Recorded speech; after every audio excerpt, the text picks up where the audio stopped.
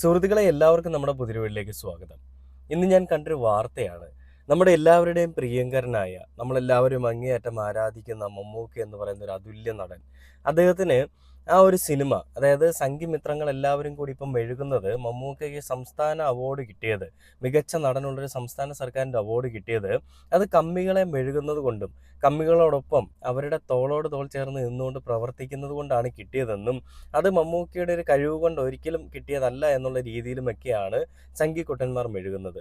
നമുക്കറിയാം, ആ ഒരു അവാർഡ് കിട്ടുന്നതിന് മുൻപും ആ അവാർഡ് കിട്ടിയതിന് ശേഷവുമെല്ലാം മെഴുകലിന് യാതൊരുവിധ കുറവുമില്ല. കാരണം മമ്മൂട്ടി എന്ന് പറയുന്ന ഒരു നടൻ, അയാളുടെ മതമാണ് പ്രശ്നം. അയാളുടെ മുസൽമാനാണ്. അതുകൊണ്ട് തന്നെയും ഹിന്ദുക്കൾക്ക് അവാർഡ് കിട്ടിയതിന് ശേഷം മതി ബാക്കിയുള്ള പരിപാടികളെന്നൊക്കെയുള്ള ഒരു ചിന്താഗതി ആയിരിക്കണം സംഘികളെ കൊണ്ട് ഈ രീതിയിലൊക്കെ പറയാനും ഈ രീതിയിലൊക്കെ പ്രവർത്തിക്കാനും ഒക്കെ പ്രേരിതമാക്കുന്നതെന്ന് നമ്മൾ ചിന്തിക്കേണ്ടിയിരിക്കുന്നു. അപ്പോൾ ഇന്നത്തെ വിഷയത്തിൽ നമ്മൾ കാണുന്ന ഒരു വാർത്ത എന്ന് പറഞ്ഞു കഴിഞ്ഞാൽ, മമ്മൂക്കയുടെ സിനിമ, അതായത് ഭ്രമയുഗം എന്ന് പറയുന്ന ഒരു സിനിമ, ആ സിനിമ നമുക്കറിയാം ഏതൊക്കെ തലങ്ങളിൽ കൂടിയാണ് സഞ്ചരിക്കുന്നതെന്നും അതിൽ മമ്മൂട്ടി എന്ന് പറയുന്ന ഒരു നടൻ്റെ അഭിനയ ആ ഒരു വൈദഗ്ധ്യം ഏതൊക്കെ രീതിയിൽ അയാളത് പുറത്തെടുത്തിട്ടുണ്ടെന്നുള്ളതും അതൊക്കെ മമ്മൂക്കയുടെ 100%-ൻ്റെ വെറും ഒരു 50%-ന് താഴെയാണ്.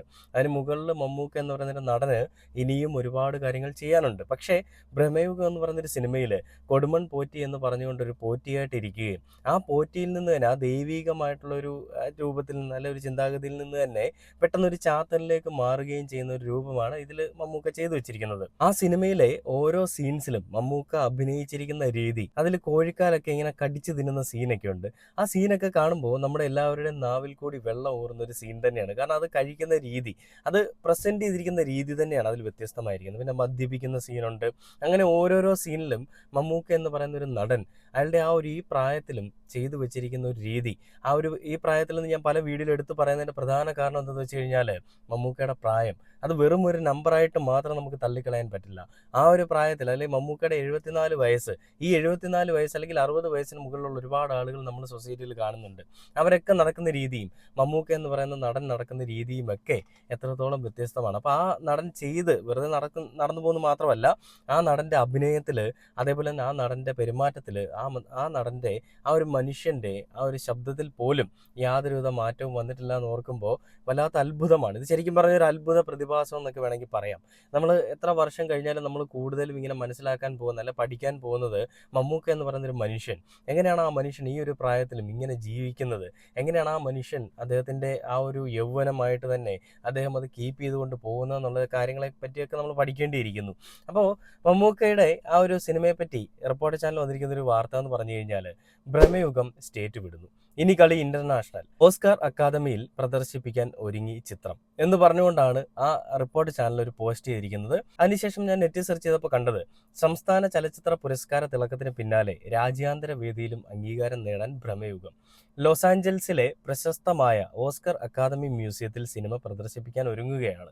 അക്കാദമി മ്യൂസിയത്തിന്റെ where the forest meets the sea എന്ന ചലച്ചിത്ര വിഭാഗത്തിലായിരിക്കും ചിത്രം പ്രദർശിപ്പിക്കുക. ഈ വിഭാഗത്തിലേക്ക് പ്രവേശനം ലഭിച്ച ഏക ഇന്ത്യൻ സിനിമ എന്ന ഖ്യാതിയും ഇതോടൊപ്പം ഭ്രമയുഗത്തിന് സ്വന്തമാണ്.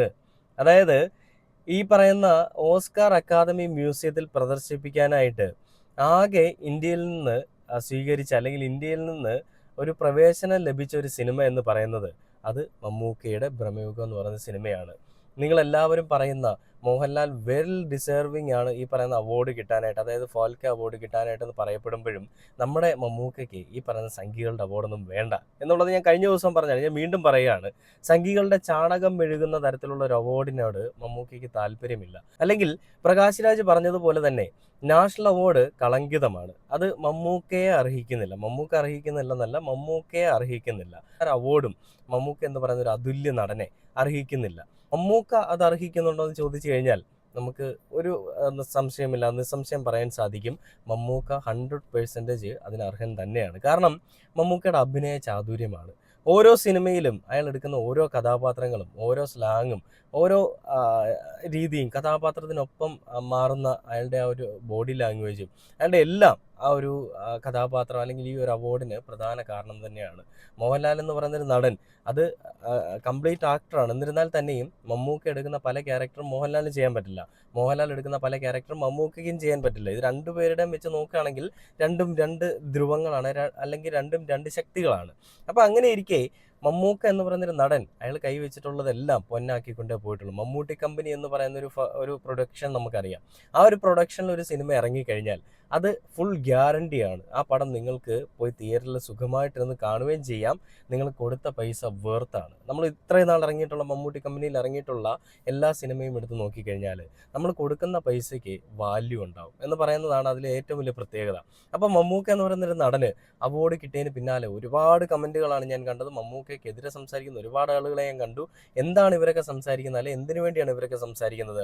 മമ്മൂക്ക എന്ന് പറയുന്നൊരു മനുഷ്യനെ തകർത്തെറിഞ്ഞിട്ട് അതിൽ കൂടി നൈസായിട്ട് മോഹൻലാൽ എന്ന് പറയുന്നൊരു നടനെ കൊണ്ടുവരാൻ വേണ്ടിയിട്ടുള്ള ഒരു പരിപാടിയാണ്. ശരിക്കും പറഞ്ഞാൽ മമ്മൂക്കയ്ക്കിടയിലോ മോഹൻലാലിനിടയിലോ ഒന്നും ഈ പറയുന്ന രീതിയിലുള്ള ഒരു വേർതിരിവുകളും അല്ലെങ്കിൽ ഒരു ബുദ്ധിമുട്ടുകളും പ്രശ്നങ്ങളും ഒന്നുമില്ല.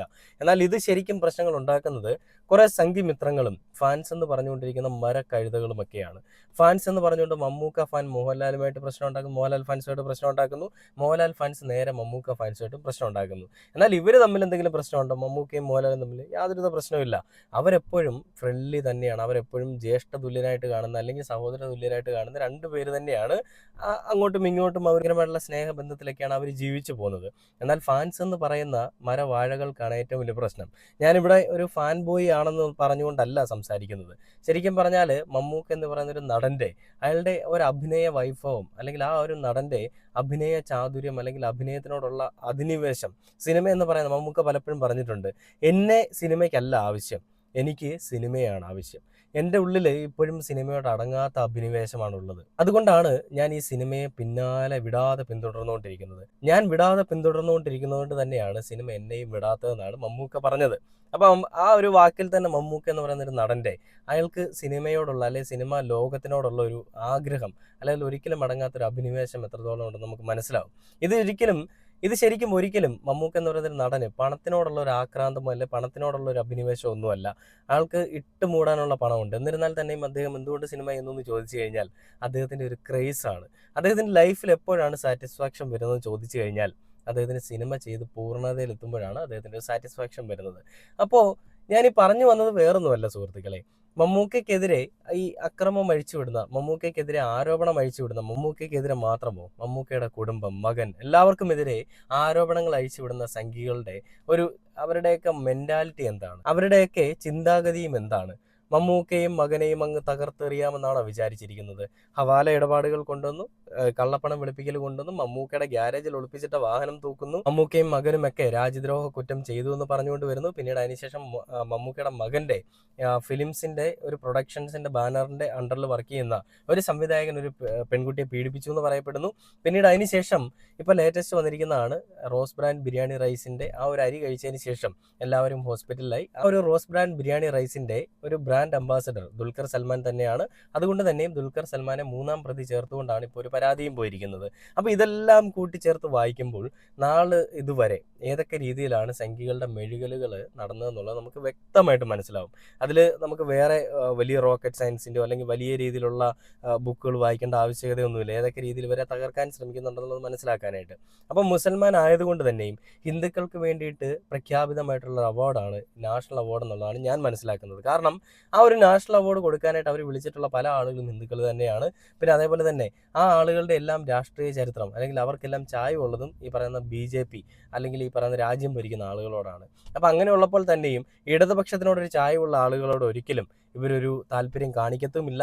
ആ ഒരു താല്പര്യം കാണിച്ചെങ്കിൽ മാത്രമല്ലേ ഇവർക്കൊരു അവാർഡ് കൊടുക്കേണ്ടതായിട്ടുള്ളൂ. ഇവരുടെ കഴിവിനെ അല്ല ഇവർ പ്രോത്സാഹിപ്പിക്കുന്നത്, അവരുടെ രാഷ്ട്രീയത്തിനെയാണ് ഇവർ പ്രോത്സാഹിപ്പിക്കുന്നത്. അപ്പോൾ അവർക്കെതിരെ സംസാരിക്കുന്ന ആളുകളെ അങ്ങ് തകർത്ത് കളയാം എന്നുള്ളൊരു ചിന്താഗതി. പക്ഷേ അങ്ങനെ തകർക്കാനും അങ്ങനെ കളിക്കാനും ഒക്കെ ആയിട്ട് വന്നത് മമ്മൂക്ക എന്ന് പറയുന്ന ഒരു അതുല്യ നടൻ്റെ ഒരു മഹാപ്രതിഭയുടെ മുന്നിലായിപ്പോയി. പക്ഷെ അത് നിങ്ങൾക്ക് ഏറ്റില്ല. നിങ്ങളുടെ നാഷണൽ അവാർഡ് വേണമെന്ന് ആരും ഇവിടെ അവകാശപ്പെടുന്നില്ല. നാഷണൽ അവാർഡ് എന്ന് പറയുന്നത് പ്രകാശ് രാജ് പറഞ്ഞതുപോലെ തന്നെ ഇപ്പോൾ ഒരു കളങ്കിതമാണ്. ആർക്കോ വേണ്ടിയിട്ട്, അവരോടൊപ്പം നിൽക്കുന്ന ആളുകൾക്ക് വേണ്ടിയിട്ട് മാത്രം കൊടുക്കുന്ന ഒരു അവാർഡായിട്ട് ഈ നാഷണൽ അവാർഡ് മാറിയിരിക്കുന്നു. അങ്ങനെ ഒരു കളങ്കിതമായിട്ടുള്ളൊരു അവാർഡ് ഇത്രയും സത്യസന്ധനായിട്ടുള്ള, ഇത്രയും ആണത്തമുള്ള, ഇത്രയും പൗരുഷമുള്ള, ഇത്രയും നല്ലൊരു മനുഷ്യനായിട്ടുള്ള, മനസ്സിനുടമയായിട്ടുള്ള മമ്മൂക്കയ്ക്ക് ആവശ്യമാണോ സുഹൃത്തുക്കളെ? ഒരിക്കലുമല്ല. മമ്മൂക്കയ്ക്ക് ഇപ്പം കിട്ടിയിരിക്കുന്ന ഒരു പുരസ്കാരം അത് തന്നെ വലിയൊരു കാര്യം തന്നെയാണ്. പിന്നെ അതേപോലെ തന്നെ ഈ ഓസ്കാർ ലെവലിലേക്ക് ആദ്യമായിട്ട് ഇന്ത്യയിൽ നിന്ന് പരിഗണിക്കുന്ന ഒരു സിനിമ എന്ന് പറയുന്നതും അതും മമ്മൂക്ക അഭിനയിച്ചിട്ടുള്ള ഭ്രമയുഗം എന്ന് പറയുന്ന സിനിമ തന്നെയാണ്. ആ സിനിമയുടെ കഥയെപ്പറ്റി ഞാൻ പ്രത്യേകിച്ച് പറയേണ്ട ആവശ്യമില്ല. ആ സിനിമ ഒരു തവണ കണ്ടവരാണെങ്കിൽ വീണ്ടും കാണാൻ തോന്നുന്ന തരത്തിൽ അങ്ങനെ പ്രേരിപ്പിക്കുന്ന ഒരു സിനിമയാണ്. അതും വലിയ കളർ പടമൊന്നുമല്ല, ബ്ലാക്ക് ആൻഡ് വൈറ്റിലെടുത്ത് വൻ വിജയമായ ഒരു പടം, വൻ വിജയമാക്കിയ ഒരു പടം. ആരാണ് വിജയമാക്കിയത്? മമ്മൂക്ക എന്ന് പറയുന്ന നടൻ്റെ ആ ഒരു കഴിവ് കൊണ്ടും അസാമാന്യമായിട്ടുള്ള അഭിനയ ശേഷി കൊണ്ടുമാണ് ആ ഒരു പടം വൻ വിജയമായത്. അപ്പോൾ ആ ഒരു പടത്തിൽ അഭിനയിച്ച ചാത്തനായിട്ട് അഭിനയിക്കുന്ന ഒരു കുഞ്ഞ് പയ്യനുണ്ട്. അന്ന് അവൻ മമ്മൂക്കയെ പറ്റി പറഞ്ഞത്, പെട്ടെന്ന് ചാത്തൻ എന്ന് പറയുന്ന ഒരു രൂപത്തിലേക്ക്, അല്ലെങ്കിൽ പെട്ടെന്ന് ഒരു സീൻ പറഞ്ഞപ്പോൾ മമ്മൂക്ക ഇട്ട ഒരു എക്സ്പ്രഷൻ, ആ എക്സ്പ്രഷൻ പ്രൊഡക്ഷൻസിലുള്ള എല്ലാ ആളുകളെയും, ഡയറക്ടേഴ്സിനെയും എല്ലാവരെയും പെട്ടെന്ന് ഞെട്ടിച്ച് കളഞ്ഞു. ഞാൻ പോലും പെട്ടെന്ന് ഞെട്ടിപ്പോയി. കാരണം മമ്മൂക്കയുടെ മുഖത്ത് നിന്ന്, അല്ലെങ്കിൽ മമ്മൂട്ടിയുടെ ശരീരഭാഷയിൽ നിന്ന് അങ്ങനെ ഒരു ആ ഒരു ശൈലി, അല്ലെങ്കിൽ അങ്ങനെ ഒരു എക്സ്പ്രഷൻ ഞങ്ങൾ ഇതിനു മുൻപ് കണ്ടിട്ടില്ല എന്നാണ് പറഞ്ഞത്. അപ്പോൾ കഥാപാത്രത്തിലേക്ക് മാറുമ്പോൾ, ഒരു സാധാ വ്യക്തിയിൽ നിന്ന് ഒരു കഥാപാത്രത്തിലേക്ക് മാറുമ്പോൾ മമ്മൂക്കയിൽ ഉണ്ടാകുന്ന വ്യത്യാസങ്ങളാണ് ആ പയ്യൻ അവിടെ എടുത്തു പറഞ്ഞത്. അപ്പോൾ അങ്ങനെയുള്ള ഒരു കലാകാരന് അർഹിക്കുന്ന ഒരു അവാർഡ് തന്നെയാണ് സംസ്ഥാന അവാർഡ് കിട്ടിയിരിക്കുന്നത്. അത് നാഷണൽ അവാർഡ് കിട്ടിയില്ലെങ്കിൽ ഒരു കുഴപ്പമില്ല. ആ ഒരു സിനിമ ഇപ്പോൾ ഓസ്കാർ ലെവലിലേക്ക് പരിഗണിച്ചിരിക്കുകയാണ്, എൻട്രി കിട്ടിയിരിക്കുകയാണ്. അപ്പോൾ അതിലും വലിയൊരു സന്തോഷം നമുക്ക് ആർക്കും ഇനി കിട്ടാനില്ല എന്ന് പറഞ്ഞുകൊണ്ട് സംഘികളുടെ കുരുപൊട്ടൽ ഏറ്റവും പീക്ക് ലെവലിലേക്ക് പൊയ്ക്കൊണ്ടിരിക്കുകയാണെന്നും പറഞ്ഞുകൊണ്ട് ഈ ഒരു വീഡിയോയുടെ അവസാനിക്കുകയാണ്.